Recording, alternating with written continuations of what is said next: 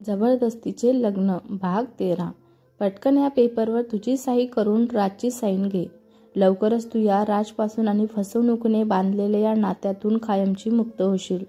अमीरच्या रूपात तुझं खरं सुख तुझी वाट पाहत आहे नंदनी. या सुखाला आता तू लाथाडू नकोस. बाबांचे ते बोललेले शब्द नंदनीच्या मनात जसेच्या तसे घुमत होते. आज बाबांनी डिवोर्स पेपरवर तिच्याकडे देऊन 3 दिवस झाले होते, पण नंदनीने त्यावर स्वतः साईन केली नव्हती ना राजला त्याविषयी काही सांगितलेलं नव्हतं. आपल्या हातातील डिवोर्स पेपरकडे ती एकटाक लावून पाहत होती. फक्त जेव्हा बाबाने तिला सांगितले की डिवोर्स पेपर रेडी झालेत, तेव्हा अनामिक धडकन तिच्या मनात येऊन गेली होती. पेपर हाती आल्यावर ना तिची त्यावर साईन करायची हिंमत झाली ना राजला त्याविषयी काही सांगायची. राजची रूममध्ये येण्याची चाहूल लागली तशी नंदनीने गडबडीत ते पेपर तिच्या हँडबॅगमध्ये ठेवून दिले. किती वेळच वावरत आहेस तू? एवढा वेळ लागतो का साधी तयारी करायला? राज बाथरूममधून येऊन आला तरी नंदनीचे आवरले नाही. हे पाहून तो बोलत होता. नंदनी म्हणाली, मला लागतो वेळ. नंदनी पटकन ड्रेसिंग टेबलवर कंगवा उचलत बोलली. राज म्हणाला, मग मला आवरू दे माझं आधी, नंतर तू दिवसभर त्या आरशासमोर राहा. मला काही घेणं देणं नाही आहे. नंदनी म्हणाली, माझं झाल्याशिवाय मी इथून हलणार नाही. नंदनी केसांवर हेअर ब्रश फिरवत बोलत होती. राज म्हणाला, एवढ्या वेळची आंघोळ करून आलीस तरी तुझी तयारी का झाली नाही? नंदनी म्हणाली, तुला सांगितलं ना मला वेळ लागतो म्हणून. राजने एक सुस्कारा टाकला आणि कपाटातील त्याचे ऑफिसचे कपडे काढून तो निघतच होता की त्याची नजर नंदनीच्या 2 साड्यांच्या घड्यांच्या मधातून पुसटशा दिसणाऱ्या एका कपड्यांवर गेली. त्याने जरा निरखून पाहिले. तो कपडा दोन्ही साडींपेक्षा खूपच वेगळा दिसत होता. त्याने त्यांच्यावर असलेली साडी थोडी उचलून ते काय आहे ते बघितलं तर त्याच्या खाली तोच लाईट नेव्ही ब्लू शर्ट होता, जो नंदनीने पूनम आणि ती शॉपिंगला गेल्यावर त्यांच्यासाठी निवडलेला होता. हा शर्ट तर तोच आहे जो त्या दिवशी नंदनीने माझ्यासाठी निवडला, पूनमने सांगितलं होतं. अजून हा तिने जवळच ठेवलाय, पण ती तर हा शर्ट त्या करणला देणार होती ना. करणचा विचार येताच त्याने मनातच दात ओठ खाल्ले. ते शर्ट हाती घेऊन तो विचार करत होता. तिने हा शर्ट त्याला अजून दिला नाही म्हणजे तिने नाही राज, तू परत तिचं चूक करत आहे. ती माझ्यासाठी का ठेवेल, पण तिने त्याला दिला का नाही? नंदनी म्हणाली, आवरलं माझं, आता तू तुझं आवरू शकतोस. नंदनी तिचं आवरून त्याला बोलली तसा तो गडबडला.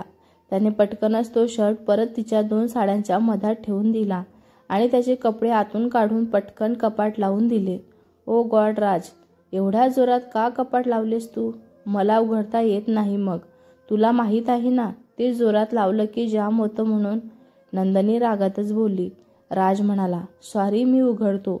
राजने पुन्हा ते उघडण्याचा प्रयत्न केला, पण त्याने गडबडीने एवढ्या जोराने लावले होते की ते नेहमीपेक्षा जरा जास्त जाम झाले होते. नंदनी म्हणाली, काय झालं, उघडत नाही आहे ना? राज, मी माझी हँडबॅग त्यात ठेवलेली आहे, आता मी कशी काढणार ती? नंदनी कपाटाजवळ येत बोलत होती. राज म्हणाला, डोंट वरी, उघडले ते, असं खूप वेळा जाम झालंय. राज कपाट उघडण्यासाठी जास्तीची ताकद लावत बोलत होता. नंदनी म्हणाली, आणि नाही उघडले तर? राज म्हणाला, तर पूनमची हँडबॅगने तिच्याजवळ 2-4 पर्सेस आहेत. नंदनी म्हणाली, त्या हँडबॅगमध्ये माझं कॉलेजमध्ये न्यायचं सर्व स्टॅम्प आहे, स्टुडंटसाठी तयार केलेले क्वेश्चन्स पेपर आहेत त्यात. नंदनी रागातच बोलली. राज म्हणाला, काय मग तू ती हँडबॅग कपाटात का ठेवलीस? तुला माहीत आहे ना कपाटाचा प्रॉब्लेम आहे म्हणून. नंदनी म्हणाले, तुला कोणी सांगितलं कपाट एवढ्या जोराने आदळून लावायला? माझी हँडबॅग मला वेळेच्या आधी मिळाली नाही तर मी सोडणार नाही तुला. राज म्हणाला, आधी तू तुझी चिवचिव बंद कर आणि मला कपाट उघडायला मदत कर. दोघांच्या ताकदीने लवकर उघडणार ते. नंदनी म्हणाले, एवढं बॉडी बिल्डिंग शरीर असून तुला माझी गरज लागते? मी कपाटाला हात लावणार नाही, मला ते तूच उघडून दे, कळलं ना? राज म्हणाला, मग माझंही काही अडत नाही. तुझं सामान आतमध्ये आहे, तू पाहून घे तुला काय करायचं ते. राज कपाटापासून बाजूला होत बोलत होता. नंदनी म्हणाली, पण कपाट तू लावलंस ना? राज म्हणाला, मग मी कुठं म्हणलंय तू लावलंय, पण सामान तुझं आतमध्ये आहे ना, माझं नाही ना. त्यामुळे तुला कपाट उघडायला मदत करायची असेल तर कर, नाहीतर जा उडत. मला काही घेणं देणं नाही आहे. नंदिनी म्हणाली, तू असा कसा करू शकतोस रे माझ्यासोबत? एकतर स्वतःच एवढ्या जोराने कपाट आदळून लावलेस, वर उघडायलाही तयार नाही आहेस. राज म्हणाला, मी कुठं म्हटलं मी उघडायला तयार नाही ते म्हणून? मी फक्त एवढेच म्हटले की तू ते उघडायला मदत कर. नंदिनी म्हणाली, ठीक आहे, काय करू मी? नंदिनी घुशातच बोलत होती. राज म्हणाला, तू कपाटाची ही साईड आतमध्ये लोटण्याचा प्रयत्न कर. मी हँडलच्या साईडने कपाट उघडण्याचा प्रयत्न करतो. नंदिनी म्हणाली, हे अशाने उघडते ते? नंदिनीने शासक होत विचारत होती. राज म्हणाला, का उघडणार नाही? ते जाम झाले, फक्त लॉक नाही लावायला त्याला. नंदिनी म्हणाली, बरं ठीक आहे, करते मी. ती कपाटाच्या एक साईडात आतमध्ये लोटू लागली आणि एका साईडने राजने कपाट त्याच्या साईडला ओढून उघडण्याचा प्रयत्न करू लागला. सोबत ते अंगावर पडू नये याचीही काळजी तो घेत होता, पण तरीही ते कपाट उघडतच नव्हते. राज म्हणाला, आता राजचा राग अनावर झालेला होता. त्याला तर आता वाटू लागलं होतं की आईचं म्हणणं ऐकून नवीन कपाट आणलं असतं तर परवडलं असतं. आईने एवढ्या दिवस बोलूनही त्याने नवीन कपाट आणलंच नव्हतं. आज उद्यावर ढकलता त्याने एवढे दिवस तर लोटलेच होते. खरं तर त्याला आणायला प्रॉब्लेमच नव्हता, पण हे कपाट त्याच्या बाबांच्या आठवणीपैकी एक होतं, म्हणून एवढं खटारा होऊनही तो ते वापरत होता. एवढं जुनं असूनही त्याने त्यावर गंज चढू दिला नव्हता. त्याचा कलर आता जुनाट झाला होता. केव्हा ना गेला जमाना होता, तरी त्याने त्याला नवीन कलर लावून ते वापरलंच होतं. त्याने कपाटाला कलर दिला तेव्हा नंदिनी तर शॉकच झाली होती. पण तो ते कपाट का एवढं जपतो समजल्यावर तिला त्याचं कौतुकच वाटलं. पण तरीही वेळेनुसार माणसाने बदलणे गरजेचेच आहे ना. आयुष्यभर तर ते कपाट तो वापरू शकत नव्हता असे तिला वाटत होते. पण तरीही ती त्याला काही बोलली नाही, आणि बोललीही असती तरी त्याने तिचे ऐकले नसते. हे वेगळंच. त्याला वाटत होते तिच्यासाठी नवीन कपाट किंवा बजेटमध्ये येईल असा वॉर्डरोब करून घ्यावं, पण ती येथे राहणारच नाही म्हटल्यावर त्याचा मूडच झाला नाही. पण आता ते उघडत नव्हते म्हटल्यावर त्याला त्या कपाटांचा जरा जास्तच राग आला होता. आज त्याने अंगातलं पूर्ण जोर त्या हँडलला लावलं. नंदिनी म्हणाली, राज उघडते की नाही? नंदिनी एका साईडने आतमध्ये लोटत बोलली की धडाक्कन ते कपाट उघडल्या गेलं. पण एवढ्या जोरात उघडल्या गेलं की राज खाली पळता पळता वाचला आणि त्याच्या हाती डायरेक्ट त्या कपाटाचं हँडल आलं. नंदिनी म्हणाली, ओ थँक्यू गॉड, हे उघडलं. मला तर वाटलं आजचा दिवस उघडते की नाही. नंदिनी विश्वास सोडत बोलत होती. कपाट मी उघडलंय आणि ही देवाला थँक्स म्हणते. राज हँडल हाती धरूनच पुटपुटला. राज म्हणाला, आता लवकर त्यातून तुझी हँडबॅग काढ. एकतर तुझ्यामुळं त्याच हँडल तुटलंय. नंदिनी म्हणाली, माझ्यामुळं नाही, तुझ्यामुळं तुटलंय. एवढ्या जोर लावायची काय गरज होती तुला? आता 100दा का एकच वाक्य ऐकवणार आहेस का? मिळाली ना तुला तुझी हँडबॅग, मग काढ पटकन त्यातून. नंदिनीने पटकन त्यातील हँडबॅग काढली आणि राहिलेली तिचं स्टॅप त्यात भरू लागली. तिचं स्टॅप भरून झालं तसं ती मोबाईल हाती घेऊन बेडवर बसली होती. राज म्हणाला, तुला काही काम नाहीत का आज? जा किचनमध्ये. एरवी ती तिची तयारी झाल्यावर किचनमध्ये निघून जात असते किंवा किचनमध्ये काम झाल्यावर तयारी करायला येते, म्हणून त्याने विचारले होते. नंदिनी म्हणाली, नाही, आजही मंदिरात जात आहे, त्यासाठी त्या प्रसाद बनवत आहे, म्हणून आजचा दिवस त्या किचनमध्ये मला येऊ नको म्हणून बोलल्या होत्या. नंदिनी तिचं पुस्तक वाचत बोलत होती. राज म्हणाला, का तू किचनमध्ये गेली तर नैवेद्य खाणार आहेस की काय? राज हसत बोलला. नंदिनी म्हणाली, खातही असेल कदाचित. त्याला काय स्त्री असो वा पुरुष, त्याची लेकरच आहेत ना. पण तुमच्यासारख्या काही पुरुषांनी स्त्रियांना लावलेली बंधन आजही आम्हाला अपवित्रच्या नावावर पाळावी लागते. त्यात आम्ही काय करायचं?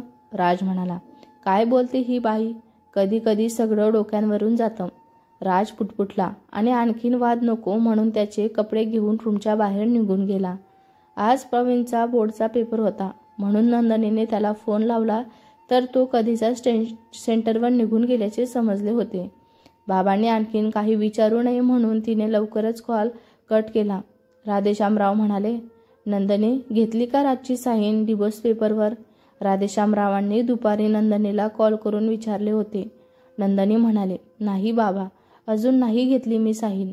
राधेश्यामराव म्हणाले, मग कधी घेणार आहेस नंदिनी तू? पेपर देऊन 3 दिवस झाले तरी तू त्याची सही घेतली नाहीस म्हणून राहिली. नंदनी म्हणाली, बाबा घेणार आहे ना मी, मला थोडा वेळ तर द्या ना. राधेश्यामराव म्हणाले, यात काय वेळ द्यायचा आहे नंदनी, लवकरात लवकर डिवोर्स पेपर तुलाच हवा होता ना, मग आता पेपर शिवूनही का वेळ लागत आहे तुला. राधेश्यामराव जरा चढत्या आवाजातच बोलत होते. नंदनी म्हणाले, बाबा मी लवकरच घेईल त्यांची सही. राधेश्यामराव म्हणाले, तू तर साईन केलीस ना त्या डिवोर्स पेपरवर. राधेश्यामरावांनी शंकेनेच विचारले. नंदनी म्हणाले, बाबा माझ्या लेक्चरची वेळ झालेली आहे, मी थोड्या वेळाने परत कॉल करते तुम्हाला. नंदनीने बोलून पटकनच कॉल कट केला. आज तिचं यावेळेला लेक्चर नव्हतं. लंच टाईम होऊन गेला होता म्हणून ती कॉलेजच्या लायब्ररीमध्ये गेली. सारखा तिच्यासमोर फक्त डिवोर्स पेपर फिरत होता. आज संध्याकाळी राज खूप दिवसांनी टेकडीवर आला होता. विशेष असं काही नव्हतं. आज ना आनंद ना दुःख ना कसला राग, पण त्याच्या मनाला एक वेगळीच हुरहुर जाणत होती. काहीतरी हातातून निसटत चाललं होतं, काहीतरी सुटत होतं, काहीतरी खूप जवळ येऊन खूप दूर जात होतं. काय ते कळत नव्हतं, पण मन मात्र खूप बेचैन वाटत होतं. ती बेचैनी दूर करायचा तो या निसर्गाच्या कवेत आला होता.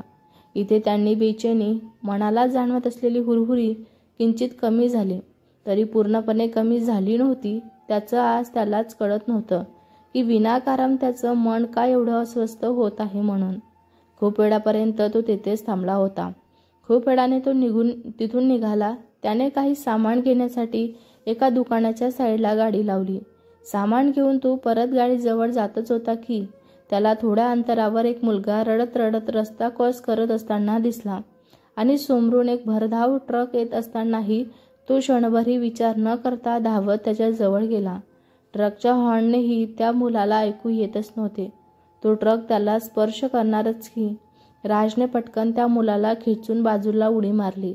खूप जोराने खेचल्याने ते दोघेही रस्त्याच्या साईडला पडले. राज म्हणाला, आंधळा आहेस काय तू? असा रस्ता क्रॉस करतात का कुणी?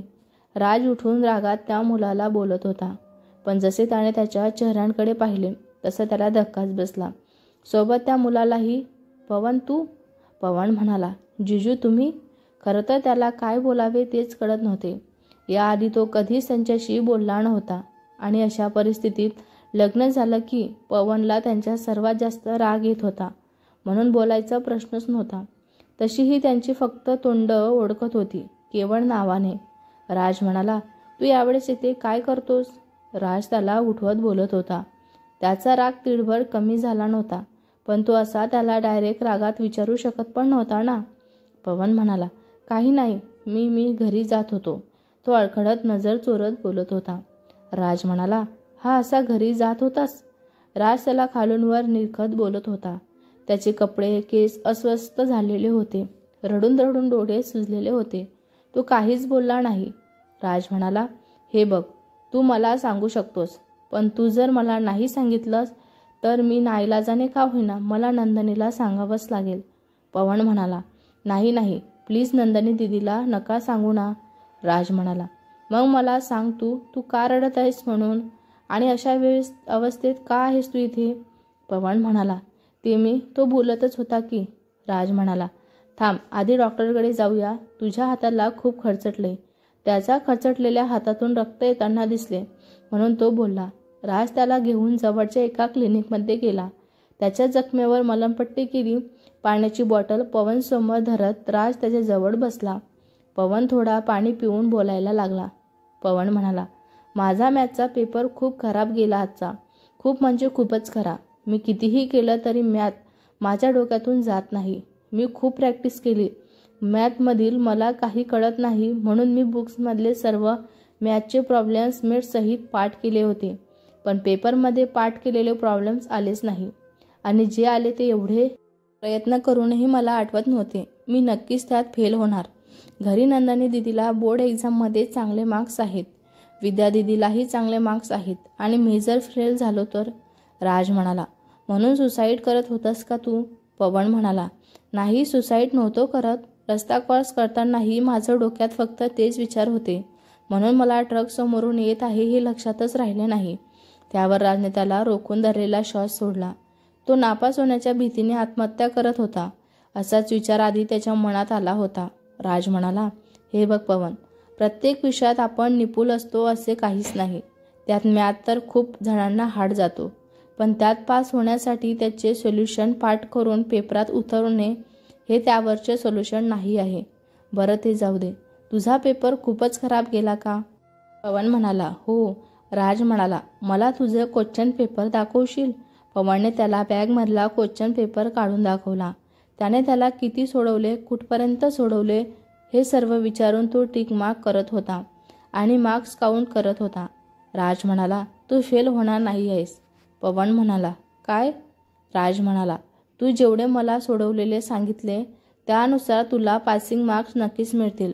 मला वाटतं तर नाही, पण 1-2 मार्क्स कमी पडले तर ग्रेड मार्क्स तर मिळतीलच. सो डोंट वरी, तू नक्की पास होशील मॅथमध्ये. पवन म्हणाला, खरंच? पवनने उत्सुकतेने विचारले. राज म्हणाला, पण आता पुढं बघूया. मॅथचे प्रॉब्लेम असे पाठ करायचे नाहीत. राज हसत त्याच्या डोक्यांचे केस विस्कडत बोलत होता. पवन म्हणाला, पण मी काउंट केले तर खूपच कमी भरत होते. राज म्हणाला, तू नीट काउंट नाही केलेत म्हणून ते कमी भरले असतील. पवन म्हणाला, थँक्यू सो मच जिजू. तुम्हाला माहीत नाही तुम्ही माझ्या डोक्यांवरचं किती मोठं ओझं हलकं केलंय.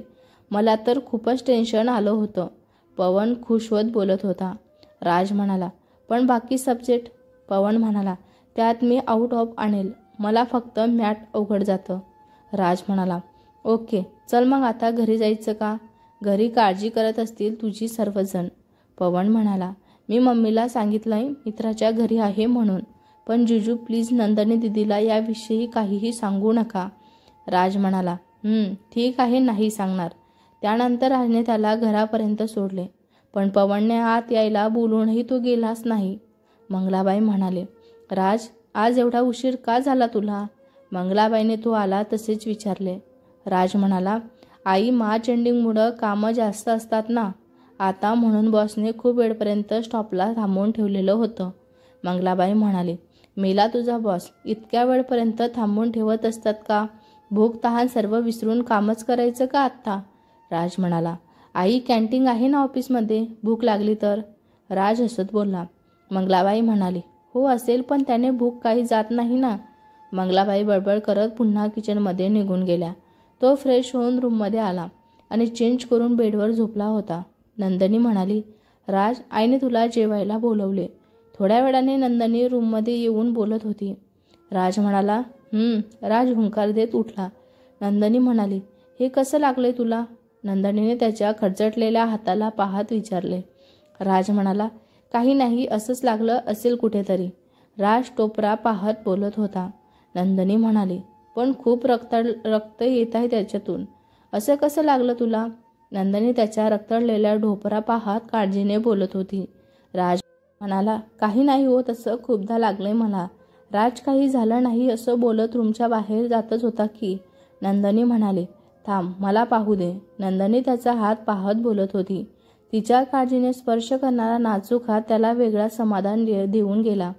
राज म्हणाला, तुला सांगितलं ना, काहीच नाही झालंय ते. अशा छोट्या मोठ्या जखमा होतच राहतात. राज तिच्या हातातून हात काढत बोलत होता. नंदिनी म्हणाली, अशा कशा होत राहतात? तू काय पोलीस फॉर्समध्ये काम करतोय की काय? मला पाहू दे एक वेळेस. नंदिनी पुन्हा त्याचा हात ढोपर पाहत काळजीने बोलत होती. तिने रूममधला फर्स्ट एड बॉक्स घेतला आणि पटकन त्यातून डेटॉलची बॉटल आणि कापूस काढून लागली. राज म्हणाला, तुला माझी काळजी वाटते का? राज तिच्या एवढ्या त्वरित रिॲक्शनवर सुकावला. तशी नंदिनी बडबडली. नंदिनी म्हणाली, नाही, असं काहीही नाही आहे. मला कोणाचीही जखम पावल्याच जात नाही. तुझ्या जागी कोणी असतं तरी मी हेच केलं असतं. बोलून ती त्याच्या जखमेवर डेटॉल लावत होती की. राज म्हणाला, मला गरज नाही याची. यापेक्षाही तीव्र जखमा आहेत ज्यावर तू कधीच मलम लावू शकणार नाहीस. राज झटक्याने तिच्या हातातून हात काढून बोलत होता आणि तसाच रूमच्या बाहेर निघून गेला. ती मात्र तेथेच उभी होती, तो जे बोलला त्याचा विचार करत. आता पुढं बघूया. जेवण झाल्यावर राज रात्री झोपायला आला. तो आजही त्याच अंथरूण पांघरून खाली अंतरत होता. नंदिनी म्हणाली, तू बेडवर झोपू शकतोस राज. राज म्हणाला, गरज नाहीये मला, मी खाली झोपू शकतो.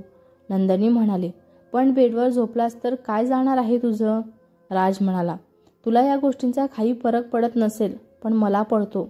आणि दुसरी गोष्ट, मला तुझ्या एवढा विचार करायची गरज नाही आहे. मी तुझा असा कोणीच नाही आहे, तू माझा एवढा विचार करायला. राजने बोलून सर्व अंथरलं. त्याचे बोलणे तिच्या काळजाला रुतत होते, पण तिच्याजवळ त्याचे कोणत्याच प्रश्नाचे उत्तर नव्हते, ना त्याला पती उत्तर द्यायची इच्छा होती. तीही मग बेडवर पडली. पण आता झोप लागणे कुठे शक्य होते? एकतर त्याचा खरचटलेला हात, त्या हातातून निघालेले रक्त केव्हाचे सुकून गेलेले होते, ज्यावर त्याने अजून साधी ऑइलमेंटही लावलेली नव्हती. वर तो जे काही बोलला त्याने तिला जास्तच त्रास होत होता. काही वेळ असाच निघून गेला. ना ती झोपली होती ना तो. अखेर खूप वेळाने राजला झोप लागली, पण नंदिनी अजूनही जागीच होती. तो झोपल्याची खात्री होताच ती त्याच्या जवळ आली. त्याने अंगावर घेतलेले पांघरून तिने अलगद बाजूला सावरले. तो एका कुशीवर झोपल्याने त्याचा खरचटून रक्ताळलेला हात तिला स्पष्ट दिसत होता. तिने ड्रावरमधून ऑइलमेंट काढली आणि त्याच्या खरचटलेल्या जागी लावू लागली. त्याला जरा जास्तच खरचटले होते. तिने त्या पूर्ण जाग्यांवर ऑइलमेंट लावली. लावताना ती हळूवार फुंकही घालत होती, पण तिच्या एवढ्या क्रियेने त्याला जाग नाही आली तर नवलच झालं. तरीही त्याने तिला जाग आली असे भासवलेच नाही. ती तर अजूनही तो गाढ झोपलाय याच भ्रमात ती होती. तिचं क्रीम पूर्ण लावून झालं, पण तरीही ती मिनिटभर तेथेच बसली, त्याची जखम निखरत. त्याचा चेहरा तर तो एका कुशीवर झोपल्याने तिला नीट दिसत सुद्धा नव्हता. थोड्या वेळाने तिने उठून ऑइलमेंट ड्रॉवरमध्ये ठेवली आणि आपल्या बेडवर येऊन झोपली. आता तिला कदाचित बिनधास्त झोप लागणार होती, पण इकडे राजची मात्र पुरती झोप उडाली होती. तिच्या नाजूक हाताचा स्पर्श आणि तिची हळूवार फुंकार अजूनही त्याच्या हातांवर रेंगाळत होती. त्याने उठून त्या हाताकडे पाहिलं आणि नंतर तिच्याकडे. ती त्याच्याकडे चेहरा करून झोपलेली होती. तिने अंगावर काहीच घेतले नव्हते, म्हणून राजने उठून बेडवरचं तिच्या पायाशी असलेलं ब्लँकेट तिच्या अंगावर टाकलं. राज मनातच बोलला, का करत आहेस तू हे सर्व? दूर जायचं आहे तरी का जवळ येतेस माझ्या? तुला या सर्वाने काही फरक पडत नसेल, पण मला पडतो. खूप प्रयत्नाने सावरत आहे ग मी स्वतःला, तुझ्या स्वतःपासून गुंतण्यापासून. का परत मला तुझ्यात गुंतायला भाग पाडत आहेस तू? राज तिच्या निरागस चेहऱ्याकडे पाहत मनातच बोलत होता. परत त्याने आपल्या जागी अंग टाकले आणि तिच्याकडे पाहतच तो झोपी गेला. मंगलाबाई म्हणाली, नंदिनी, आज तुला सुट्टी नाही घेता येईल का ग? ते आज राजचे मामा आणि मामी येणार होत्या. तुला का रात्री सांगणार होती मी, पण माझ्या लक्षातच नाही राहिलं ग. बघ. नंदिनी सकाळी किचनमध्ये आल्यावर मंगलाबाईने तिला विचारलं. नंदिनी म्हणाली, आई, अशी वेळेवर लीव नाही मिळणार मला. तशीही माझ्या खूप सुट्ट्या झालेल्या आहेत, त्यामुळे मला आता सुट्टी नाही घेता येणार. मंगलाबाई म्हणाली, बरं ठीक आहे. मंगलाबाई नाराजीतच बोलत होत्या. नंदिनी म्हणाली, आई, मी कॉलेज झालं की लगेच येते घरी. त्या नाराज झालेल्या पाहून नंदिनी बोलत होती.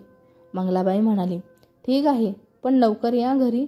ते राजची मी जरा खडूसच आहे, तुला काही बोलेल म्हणून म्हटलं. राजचं लग्न तिला तिच्या बहिणींच्या मुलाशी करायचं होतं. ती ते स्थळही घेऊन आली होती, पण त्या मुलीचा स्वभाव मला काही रुचलाच नाही. श्रेया म्हणजे माझ्या भाचींच्या लग्नात पाहिलं होतं. मी तिला शिकवलेलं आहे, पण उद्धटही तेवढीच आहे.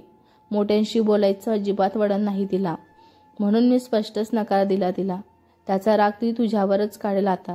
तूही तिला काहीच बोलली तर मनावर घेऊ नकोस ना बाळा, एवढंच मला म्हणायचं होतं. नंदिनी म्हणाली, बरं आई, पण मी कधी येणार आहे ते?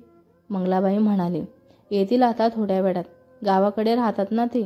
तुमचं लग्न झालं असे आलेच नाहीत ना ते आपल्या घरी, म्हणून आता येतो बोलत होते. नंदिनी म्हणाली, ठीक आहे आई, मी लवकर घरी येईल कॉलेजवरून. थोड्या वेळाने राज नाश्त्यासाठी आला. नंदिनीने त्याला नाश्ता आणून दिला. तिला त्याचा हात पाहायचा होता, पण त्याचा मनगटांपर्यंत असलेल्या लीव शूजमुळं तिला पाहता येणार नव्हता. तिला विचारायचं तर तो सरळ सांगणार नाही हेही तिला माहीत होतं, म्हणून ती काहीच न विचारता तशीच रागाने परत किचनमध्ये निघून गेली. नंदिनी म्हणाली, राज, मला कॉलेजपर्यंत सोडशील का? राज निघायचा होता की नंदिनीने त्याला थांबवत विचारले होते. राज म्हणाला, का, तुझी ॲक्टिवा नाही आहे का? मग माझ्या गाडीवर काय यायचं तुला?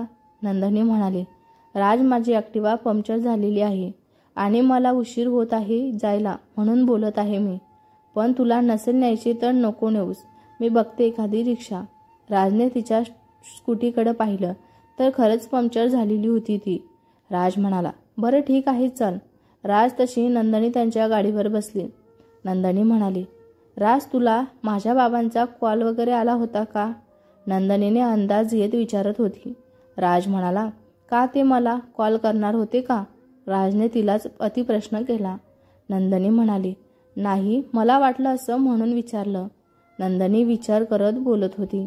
सकाळी कॉल करून राधेश्यामरावांनी तिला ते डिव्होर्सविषयी राजशी बोलणार असल्याचे सांगितले होते. अर्थात त्यांनी त्यांची काहीच गरज नसल्याचे सांगितले असले तरी बाबा ऐकणार नाही हे तिला माहीतच होते. नंदनी म्हणाली, राज मला तुझ्याशी थोडं बोलायचं होतं. नंदनी हिम्मत करून त्याला बोललीच. राज म्हणाला, तरीच म्हटलं आज माझ्या गाडीवरून येण्याची इच्छा कशी काय झाली ह्या मॅडमची? नंदनी म्हणाले, काही बोलायचं का तुला?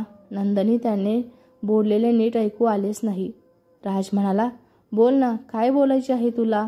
नंदनी म्हणाली, ॲक्च्युली मला ते तुझ्याशी. राज म्हणाला, तू जरा लवकर बोलली तर बरं होईल, कॉलेज जवळ आलंय तुझं. नंदनी म्हणाली, ठीक आहे मी घरी बोलेल तुझ्यासोबत. राज म्हणाला, आता एवढी बोलण्यासाठी गाडीवर आलीस तर बोलूनच घे ना. नंदनी म्हणाली, मी बोलण्यासाठी नाही आलेली आहे.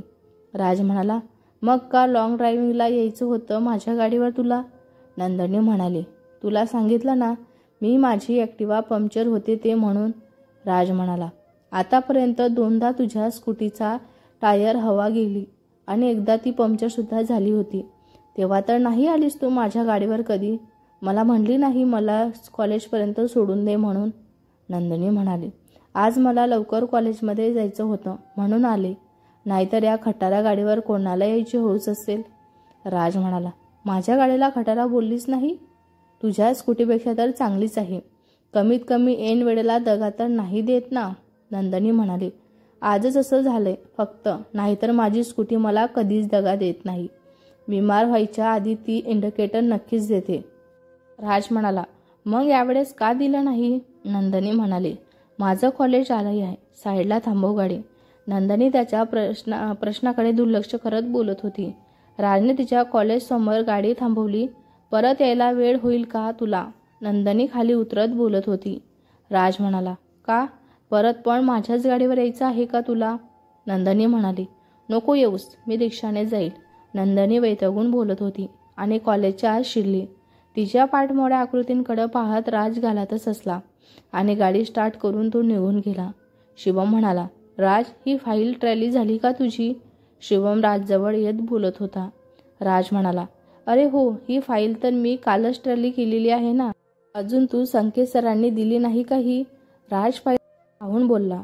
शिवम म्हणाला, द्यायला गेलो होतो पण ते बोलले की ट्रॅली व्हायची आहे म्हणून एक वेळेस तुझ्याकडून कन्फर्म केलं मी. आता परत जातो त्यांच्याजवळ फाईल घेऊन. राज म्हणाला, हो जा. आणि शिवम, तुझ्या आईची तब्येत कशी आहे? शिवम म्हणाला, ठीक आहे, आधीपेक्षा. त्या दिवशीच हॉस्पिटलमध्ये घेऊन गेलो होतो. राज म्हणाला, अच्छा. शिवम म्हणाला, तू कधी भेटणार आहेस आईला? खूप दिवसांच्या घरी तू येऊन गेलास नाहीस. आई आठवण काढत होती तुझी, राज कसा आहे म्हणून. राज म्हणाला, हो येईल ना आता. खूप दिवसापासून भेटलोच नाही त्यांना. मला पण काकूंच्या हातांच्या कांदी भजींची खूप आठवण येत आहे. पण त्यांची तब्येत नीट होऊ दे आधी. शिंगाण्या म्हणाले, मिस्टर चौधरी आणि मिस्टर तराडे, कंपनी तुम्हाला तुमच्या कामांचे पैसे देते इथे. गप्पा मारायच्या नाही. शिंगाण्या जे तिथून केबिनमध्ये जात होते ते तिथे त्यांच्या जवळ येऊन बोलले. राज म्हणाला, I am sorry sir. Shivam म्हणाला, यायला ह्या टकलू अचानक कसा काय प्रगटला येथे? हा तर येणार नव्हता ना आज. शिवम अजूनही शिंगाण्याला एकटक पाहत विचार करत होता. शिंगाण्या म्हणाले, तुम्ही काय कार्ड देऊन सॉरी बोलणार आहात का तराडे? शिंगाण्या रागीट आवाजात शिवमकडे पाहत बोलत होते. नो नो सर, मी तुम्हाला का कार्ड देऊ? तुम्ही काय माझी? शिवम पुढे बोलतच होता की राजने त्याला चिमटा काढला. शिवम म्हणाला, आय एम सॉरी सर, माझ्याकडून चुकलं. शिंगाण्या सर म्हणाले, जा आता तुमच्या जागेवर जाऊन बसा. बघितलं तेव्हा फिरतच असता नुसतं. कामही करत जा जरा. शिवम म्हणाला, yes sir, I am really sorry. Shivam त्यांच्या जाग्यावर जात बोलत होता. नंतर बॉस त्याच्या केबिनमध्ये निघून गेले. या सिंघाण्याच्या तर बघितलं तेव्हा ओरडतच असतो माझ्यावर. याला का फक्त मीच सापडतो की काय ओरडायला? शुभम पुटपुटत बोलत होता. नंदनी क्लासमध्ये शेक्सपियरची प्रसिद्ध poem in of thick of love शिकवत होती आणि त्या पोयमच्या प्रत्येक वाक्यानिशी तिच्या डोळ्यांसमोर फक्त राज येत होता. तिला त्यावर अस्वस्थही केसातील राज आठवत होता. त्याने तिला झोपेतच त्याच्या मजबूत बाहुपाशात सामावून घेतलेली मिठी आठवत होती आणि तिचे गाल आपसुमूनच लाल झालेले होते. प्रत्येक वाक्यासरांशी तिच्या डोळ्यांसमोर फक्त राज आणि फक्त राज येत होता. नंदनी तिच्या विचारात हरवत बोलत होती आणि सर्व स्टुडंट तिच्याकडे विचित्र नजरेने पाहत होते. कारण कोणाच्या डोक्यात काही जात होतं तर कोणाच्या डोक्यात काही जात नव्हतं. ती फक्त पोयम जशीच्या तशी बोलत होती आणि त्याचा मतिमार्य त्यांच्या डोक्यांवरून जात होता. एवढी शिकवताना ती प्रश्न विचारायची, प्रत्येक लाईन सरांशी त्याचा अर्थ समजवण्याचा प्रयत्न करत होती. पण आज ती तिच्याच धुंदीत बोलत होती आणि नॉनस्टॉप कविता फक्त बोलत जात होती. कवितेचा शेवट झाला आणि त्या सरांशी टाळ्यांचा गडगडाट झाला. सर्व स्टुडंट टाळ्या वाजत होते. त्यांच्या सर्व डोक्यांवरून गेले असले तरी तिने ज्या फीलने म्हटले होते त्यावरच सर्वांनी टाळ्या वाजवून दिल्या होत्या. पण टाळ्यांचा आवाज कानावर पडताच ती भानावर आली होती. मॅडम, काय शिकवताय तुम्ही एवढं? बाजूच्या क्लासना डिस्टर्ब होत आहे. स्टुडंटना टाळ्या वाजवण्यापासून बंद करा ना तुम्ही, सांगा त्यांना. प्रिन्सिपल मॅडम क्लासच्या बाहेर येऊन नंदनीला बोलत होत्या. नंदनी म्हणाली. प्रिन्सिपल मॅडमच्या बोलण्याने मात्र क्लास एकदम शांतच झाला. नंदनी म्हणाले, सॉरी मॅम, आता असं नाही होणार. नंदनी भानावर येऊन स्वतःला सावरत बोलत होती. प्रिन्सिपल मॅडम गेल्यावर आता मात्र स्वतःच्या मनावर पूर्ण नियंत्रण ठेवून ती शिकवायला लागली. आज कॉलेज झाल्यावर नंदनी डायरेक्टली घरी जाणार होती. नंदनी म्हणाली, आई, मामा मामी नाही आलेत का? नंदनीला घरी पाहुणे आल्याचे दिसले नाहीत म्हणून तिने मंगलाबाईंना विचारले. मंगलाबाई म्हणाली, अगं ती येणारच होते पण स्वतः डिलिव्हरीसाठी येत असल्याचे सांगितले त्यांनी. आधी थोड्या दिवसांनी येणार होती पण काय झालं काय माहिती, लवकरच येत बोलत होते म्हणे. मग काही आलेच नाही ते. पुढे कधीतरी येऊ असे बोलत होते. नंदनी म्हणाली, अच्छा. थोड्याफार कामांना हातभार लावून नंदनी रूममध्ये आली. तोच तिचा मोबाईल वाजत होता. हे बाबा, पण ना दिवसभरातील 4था फोन झाला हा यांचा. स्क्रीनवर बाबांचे नाव पाहून नंदनी स्वतःशीच बोलत होती. सॉरी बाबा, मी थोड्या वेळाने कॉल करेल तुम्हाला. ती फोन न उचलताच मोबाईल स्क्रीनकडे पाहत बोलत होती. तिने शेवटी फोन रिसीव्ह केलाच नाही. तिने हँडबॅगमध्ये डिवोर्स पेपर काढले. थोडा वेळ त्याकडे बघून टावरमध्ये ठेवून दिले. सोबत मोबाईलही त्यातच ठेवलेला होता आणि बेडवर अंग टाकले की पूनमचा आवाज तिच्या कानावर आला. वहिनी, वहिनी, वहिनी. पूनम आवाज देत रूममध्ये आले. नंदनी म्हणाली, अगं हो, मी इथेच आहे. एवढ्या आनंदात काय आहे तू आज? नंदनी पूनमकडे पाहत बोलत होती. पूनम म्हणाली, वहिनी, यू नो व्हॉट, आज मला कॉलेजमध्ये वक्तृत्व स्पर्धेत पहिलं प्राइज मिळालेलं आहे. नंदनी म्हणाली, अरे वा, कॉंग्रॅच्युलेशन. पण विषय कुठला होता? नंदनी तिच्या हातातील ट्रॉफी हातात घेत बोलत होती. पूनम म्हणाली, स्त्री भ्रूण हत्या, समाजाच्या कुमकुवत मानसिकतेची छबी. आणि तुला माहीत आहे का वहिनी, सर्व परीक्षकांनी माझं खूप मोठं कौतुक केलंय. पुढं आंतरराष्ट्रीय वक्तृत्व स्पर्धेसाठी त्यांनी माझं नाव पण रिकमेंड केलेलं आहे. आता पाहूया काय होतं ते. नंदनी म्हणाली, अरे वा, ही तर फार अभिमानदायस्पद गोष्ट आहे. आईला सांगितलंच पाहिजे. नंदनी खुश होत बोलत होती. पूनम म्हणाली, नाही अजून. आई रत्नमाला काकूंकडे दिसली मला. आता आई आणि दादाला सोबतच सांगेल मी. नंदनी म्हणाली, बरं चल मग मी काहीतरी गोड बनवते आज. गोड खाऊन सेलिब्रेशन करूया का आपण? पूनम म्हणाले, घरी नाही ना वहिनी, चल ना बाहेर जाऊया ना आपण. येऊ थोडा वेळ आणि काहीतरी खाऊन पण येऊया. नंदनी म्हणाली, आता नाही पूनम, अंधार पडलाय आणि स्वयंपाकही बनवायचा आहे ना अजून. पूनम म्हणाली, बरं पण उद्या जाऊ आपण नक्की ना? नंदनी म्हणाली, हो ठीक आहे, उद्या नक्की जाऊया आपण. चल मग आता काय बनवायचे ते पाहते का? तू फ्रेश हो तोपर्यंत. पूनम म्हणाली, बरं चल, मी पण आज किचनमध्ये मदत करणार तुला. संध्याकाळी राज घरी आला तसे पूनमने राजला ती वक्तृत्व स्पर्धेत पहिली आली ते सांगितलं. त्यालाही ऐकून आनंदच झाला. तशी ही काही आश्चर्याची गोष्ट नव्हती म्हणा. ती वक्तृत्व चांगलं करते हे त्यालाही माहिती होतं. पण आतापर्यंत फक्त तिचा दुसरा किंवा तिसरा क्रमांक येत होता, जो आज तिचा पहिला आला होता. राज फ्रेश होऊन बेडवर बसला. तो नंदिनीने ऑइंटमेंट लावलेला हात पाहत होता. तसं त्याला अशा छोटमोठ्या जखमांचं काही वाटायचं नाही, पण आजची जखम त्याला खूप खास वाटत होती. त्याला कुठेतरी वाटत होतं की नंदिनीने तो आवडतो. तो नंदिनीच्या विचारात होता की तिचा तिने ड्रॉवरमध्ये ठेवलेला फोन वाजला. राज म्हणाला, ही तर नंदिनीच्या मोबाईलची रिंगटोन आहे ना, पण तिने फोन ठेवला कुठं असेल? त्याला फोन ड्रॉवरमधून वाजत असल्याचे ऐकू आले. त्याने ड्रॉवर उघडून मोबाईल हाती घेतला तर त्यावर बाबा नाव डिस्प्ले होत होते. खूप वेळांचा वाजत असल्याने राजने पटकन तो उचलला. तो हॅलो बोलणारच होता की. भेटूया पुढच्या भागात. हा भाग तुम्हाला कसा वाटला कमेंट करून नक्की सांगा. व्हिडिओ आवडला असल्यास लाईक करा, शेअर करा. नवीन असाल तर चॅनलला सबस्क्राईब करा. धन्यवाद.